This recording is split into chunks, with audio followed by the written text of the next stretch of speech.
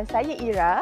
Kami daripada Planland akan menerangkan satu rumah ni yang berkeluasan 990 kaki persegi, mempunyai 3 bilik dan juga 2 bilik air. So Ira akan terangkan dahulu. Okey. Sekarang kita pergi dekat porch dulu. Untuk porch berkeluasan 6x15 menggunakan tile 2x1 dan kita menggunakan pintu solid kayu berbentuk S dan mempunyai cermin yang cantik. Sekarang kita masuk ke bahagian dalam. Assalamualaikum. Untuk pengetahuan semua, Planland bina rumah dengan ketinggian 11 kaki, jadi rumah akan lebih sejuk dan juga menggunakan batu putih untuk rumah inilah. Keluasannya ialah 11x24, dapat 2 kipas di berbilah.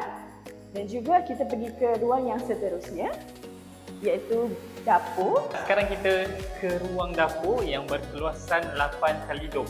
Okey, ini adalah tabletop yang memang Planland akan bagi, iaitu 8 kaki panjang dan juga dinding bermozaik. Okey.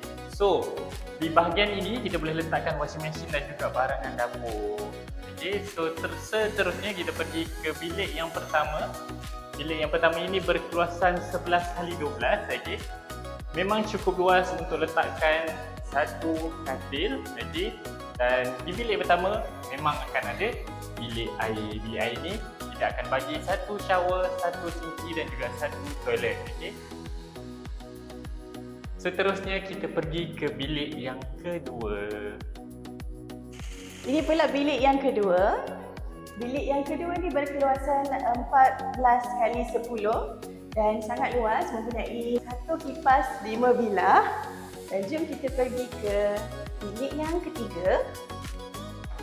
Untuk bilik yang ketiga ni standard size ialah 10x10. Sekarang kita pergi ke bilik air pula. Ini adalah bilik air yang kedua. Okey, bilik air ni berkeluasan 4x7 dan dia punya tile 7 kaki. Okey, macam mana tengok rumah yang cantik dan luas macam ni?